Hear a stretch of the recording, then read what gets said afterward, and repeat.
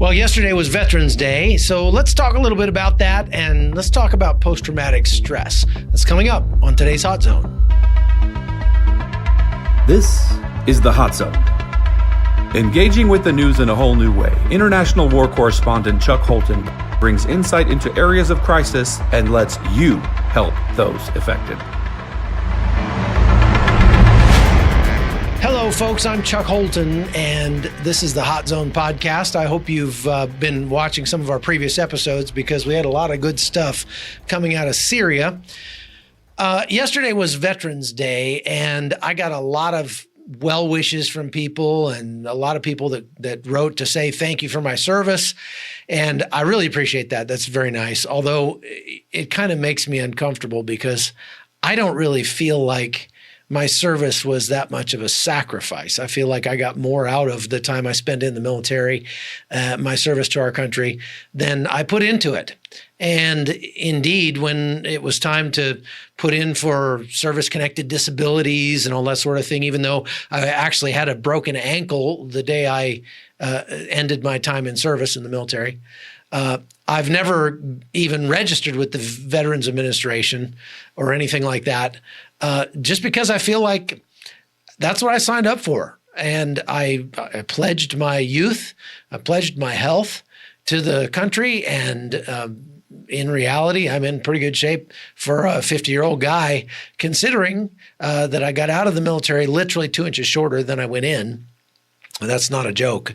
And that's just from carrying a rucksack around, jumping out of airplanes, all the, that sort of thing. Some of that has come back as my spine has sort of uncompressed when I got out of the military. But that may cause me some problems in the future. But like I say, overall, I got a whole lot more out of my service in the military than I put into it, I feel like. And so when people say thank you for your service, I kind of go, well, thank you for caring. But it's a little awkward and uncomfortable. And I think a lot of veterans feel that way. So while we're on the topic of veterans and Veterans Day and people serving and sacrificing and that sort of thing, let's talk about post-traumatic stress.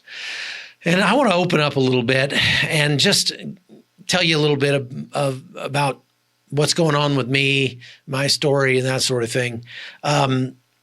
It has always interested me that far more veterans apply for post-traumatic stress benefits. And you notice I don't say PTSD. I think we should stop calling it a disorder, and I'll talk a little bit more about why in just a second. But first, let's talk some numbers. When you have probably about upwards of 2 million people who have served in the global war on terror since 2001 that have served in the combat zone, and something like maybe less than 20% have been awarded medals for combat. That is the combat action badge that is given, or that sort of thing, for actually seeing combat. That is actually being there when bullets were being fired and things were blowing up. Less than 20% of the people who go to combat, who serve in a combat zone, are actually awarded one of those badges. And if you know anything about the way that the military awards those kinds of badges, I think they're dramatically overrepresent the actual tip of the spear, the actual people who are firing shots in anger at the enemy. And please don't hear me denigrating anybody's service or downplaying anybody's sacrifice. That is not what I'm doing here. I'm simply talking statistics. When you look at the fact that less than 20% of people who have served in a combat zone have been awarded medals, combat action medals. So what that probably means is that in reality, people who have actually seen heavy combat, this has been in multiple firefights, been out on patrol many times, and have seen lots of mayhem and carnage, you're probably talking about something like 2% of the people who deploy to, under 10%, 2% of the military. So that is because that not everybody deploys to a combat zone. So there's only, some small percentage, maybe 30% of people in the military who actually end up deploying to combat, Afghanistan, Iraq, Syria, someplace like that. And of those people, only about 20% are awarded badges. And of the people who are awarded badges, some smaller percentage of them actually are putting their lives in massive risk, going toe-to-toe with the enemy on a semi-regular basis, okay? And so you're talking about a small percentage of a small percentage of a small percentage of a small percentage. That is, the number of Americans serving in the military is 0.4%. The number of people serving in the military who serve in a combat zone is about 30%. The number of people serving in a combat zone who are awarded a combat action badge is about 20%. And the number of people who actually see regular combat or are engaged with the enemy on a regular basis is a much smaller subset of that. So again, this is not to say that anything about somebody's experience, that it wasn't, valid or anything like that. All I'm saying is statistics. So what we're talking about is an incredibly small number of people who actually have been in traumatic stress, meaning your buddy's head blowing up and, people getting killed and left and right and, that sort of thing, living under that kind of fear. Now, give for an example, my son Mason, who served honorably, just returned from a 10-month deployment to Afghanistan. He is a medevac crew chief, so he's literally, his job is to go into where bad things are happening and rescue the people who are wounded and take them out of there. Well, right now, because U.S. troops are not really engaging the enemy, so to speak, they're not going out on patrols. They're not doing like they used to do in 2006, 2007, 2008. They're mostly staying on the base. So the vast majority of the people that Mason was going and picking up were not U.S. troops. They were actually Afghan troops or Afghan civilians. But of the U.S. troops that they were picking up, virtually all of them that had been wounded in combat were special operations forces. So they're very small, very few number of people in Afghanistan right now who are actually engaging the enemy, going out off the base. Now, while Mason was there, they had indirect fire come in from time to time, probably more than once a week. And that is, mortars or rockets being shot at the base. But the base is a very large base. It's an airfield and it's very large. And so it's not like, you're running to the chow hall and there's bombs going off next to you or anything like that. I went and visited him over there. Nothing happened while we were there. We didn't hear anything. He had some traumatic things happen. He had somebody throw up blood in his face, when he was trying to treat a wounded patient, that sort of thing. So those are traumatic events. But it wasn't like a sustained amount of trauma like you see in World War II or you see in combat movies, things like that. Again, this is not to downplay anything that they did. I keep saying that, but that's very important. What they did was important. They were saving lives, and what they saw was outside the normal realm of human experience when it comes to your average American. So why is it then that 30% of U.S. veterans, between up to 20% of all veterans of deployments in the global war on terror, up to 20% in any given year claim post-traumatic stress disorder. Again, let's not call it a disorder. It's just post-traumatic stress. Why is it that so many more claim PTS than actually experience very traumatic things in war? This is a sensitive subject because I know I'm going to get a lot of veterans that are angry at me. They say, "Oh, but you're saying that I didn't see anything. I can tell you I saw more than most people." Look, I'm not downplaying anything that anybody did or saw. All I'm doing is quoting the numbers, actual numbers to you. And the numbers show that a much larger percentage of people claim post-traumatic stress or are diagnosed with post-traumatic stress than actually engaged in massive amounts of combat.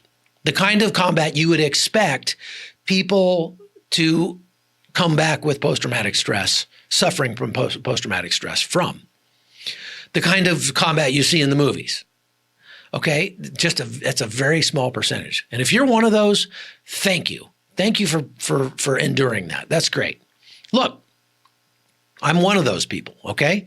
So now I want to explain to you why I think that is. I mean, some people might say, oh, these people are just trying to get over. They're just trying to get benefits from the U.S. government, and claiming post-traumatic stress is an easy thing to claim because it's kind of a subjective thing. Like, I get scared in large crowds and I have nightmares. Okay, great. Here's some money. I mean, I could go and apply for some sort of disability rating from the Veterans Administration because of my combat experience in Panama, and say, yeah, I still have nightmares about it. It really has affected my relationships and blah, blah, blah. I could come up with all sorts of reasons, and I could probably get a good 10, 20, 30% disability rating, which means like $800 a month.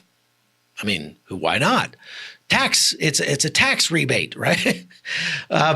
Well, and I haven't done that, and I'm not planning on doing that because I just don't feel like the things that I've experienced rise to that level. Now, maybe for some people they do. That's okay. But why is it that a larger percentage of people apply for those for post-traumatic stress disability rating than have actually been on the pointy end of the spear? Here's why, I think. I think that a lot of things get lumped together and called post-traumatic stress that may or may not be. Now, I'm not an expert. I'm not a psychologist, but I'm just going from my own personal experience. And this is where it really is personal for me. I've been noticing some things about me, about my personality, since I got back from Syria last week that have caused some issues and some difficulties with my family. I'll go more into that in a second. But I think that there's several pieces to this. Well, let me tell you what I've been facing. When I was in Syria, I was only there for 2 weeks, okay? But I saw maybe a dozen dead bodies while I was there. Children. Matter of fact, the last body that I saw before I left was a 10-year-old boy who had his leg blown off and was dead. I saw wounds, some very grievous wounds, gunshots, shrapnel, things like that. That's what we were there to do, was to go get those people and treat them. Lots of blood, that sort of thing. I don't feel like it bothered me that much. I feel like when you're in that scenario, hey, everybody there sort of, you play the game, you take your chances. Most of the people that were hurt, most of the people that were hurt were military-age males. Okay, my brain can kind of, it has a box for that. Okay, so I can deal with that. That's okay.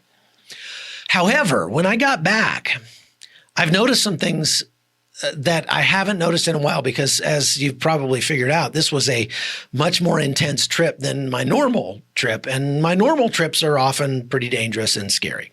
But this one was worse.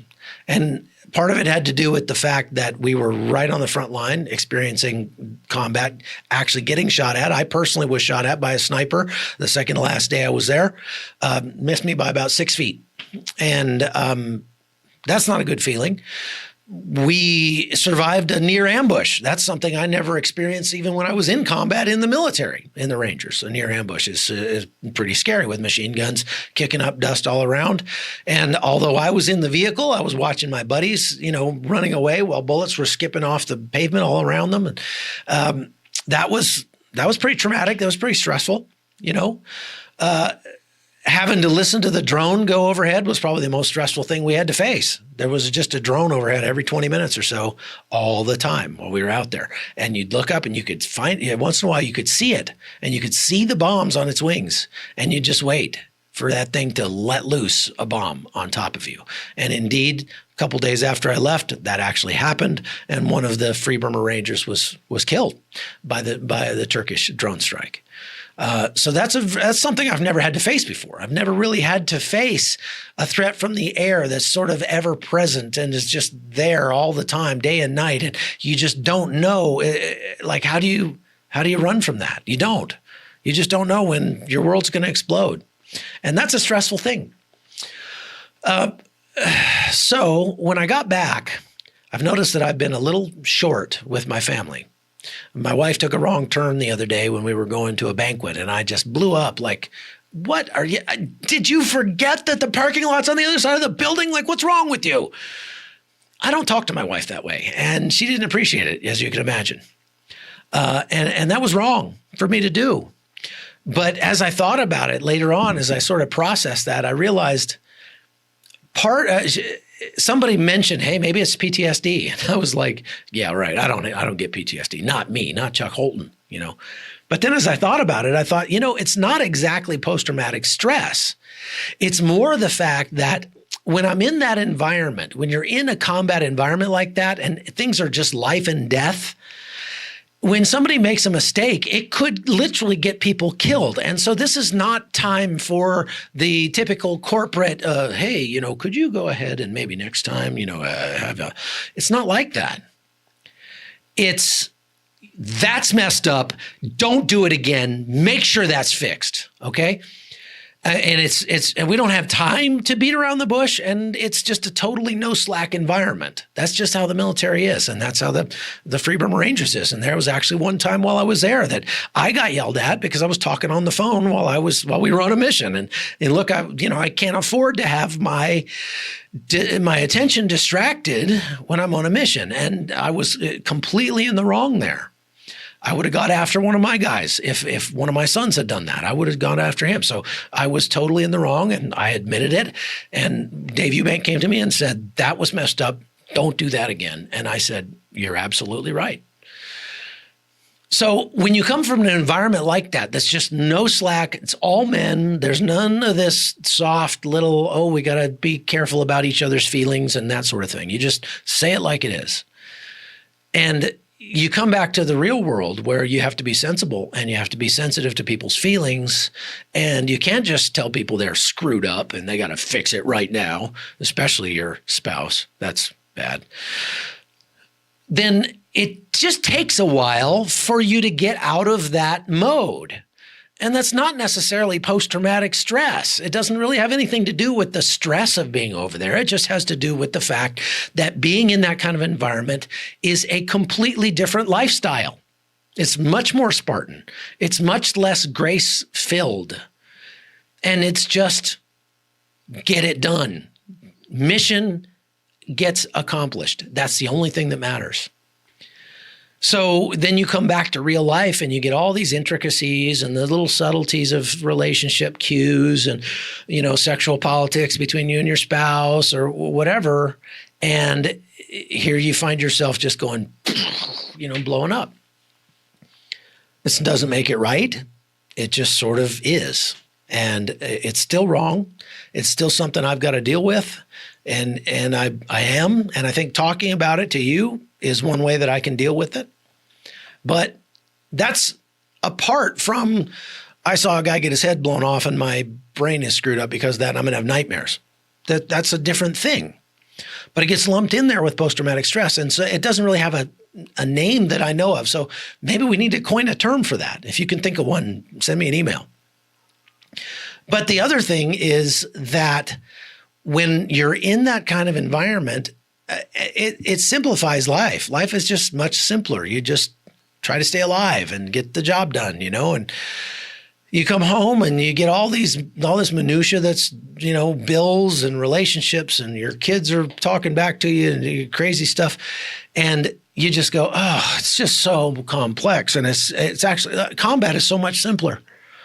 And you almost want to just go back there. Like I would just rather be there and have to worry about getting blown up. It's better. It's easier than having to worry about my kid who's being disrespectful and the bills that aren't getting paid or just whatever, So there's that as well. There's that other component. And again, that doesn't have to do with the stress of combat. It has to do with the stress of real life. And But again, it changes you. Being in that environment, being over there in a combat environment changes you a little bit. And the longer you're there, the more it changes you. So you can imagine if you're in a kind of low-grade combat situation like my son Mason was for 10 months, and you're surrounded by harsh realities and you're surrounded by only adults who are all subscribe to the same worldview that get the job done, that's all that matters, and quit your crying, and don't mess up and whatever. Everything's very clear cut.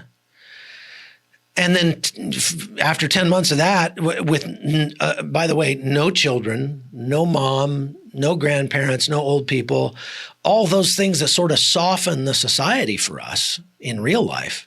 You go away from those things for 10 months and you come back, and it's just very different. It's a lot like moving to another country. You got used to a different culture. And you come back here, and the culture is, my wife deals with this when she goes back to West Virginia. She drives like a Panamanian, and people in West Virginia think she's a psychotic. They think she's a maniac. You should see how I drive. I make her look tame, okay?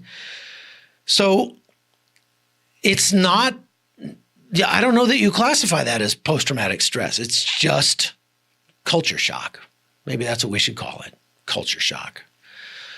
Whatever it is, our men and women in uniform deal with those kinds of issues big time when they come back and try to reintegrate into family life. When a man has been gone for 10 months and his wife has been running the ship at home, and she's gotten used to doing all the bills and taking care of everything and making sure everything gets done, and he comes home and he starts trying to tell the kids to clean their room, and she's like, wait a minute, we cleaned our room on Wednesday and it's only Monday, whatever. The guy struggles then with feelings of, I'm not needed here. What's the point? So I've been involved in this driving purpose where things are life and death, and it's a very important mission over there for 10 months. And now I come home and I'm sort of extraneous at this point because my whole family's been going on without me. That's stressful. It's not stress from the trauma of combat.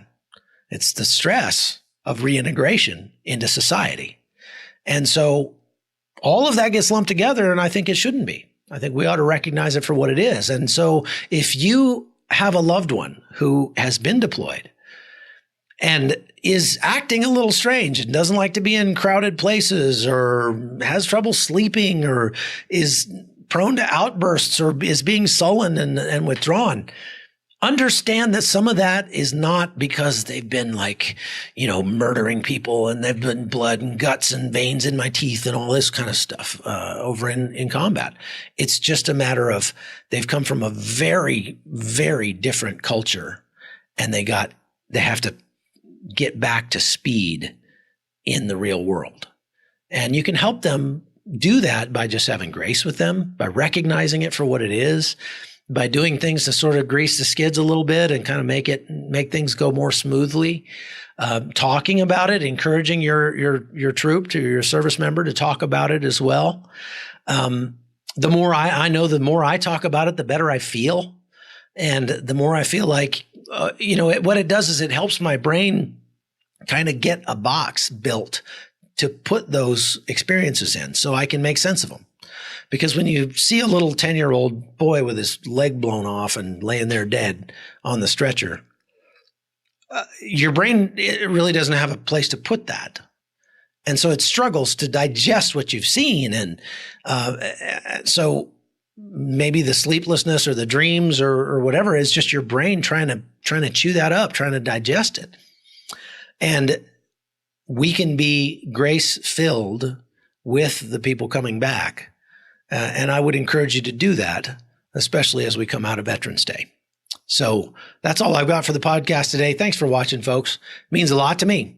I'd love to hear your feedback. I hope you're listening or watching and sharing it with your friends. All right. I'm Chuck Holton, and this has been The Hot Zone. The Hot Zone is produced by Amy Holton and Livefire Media. Copyright 2019.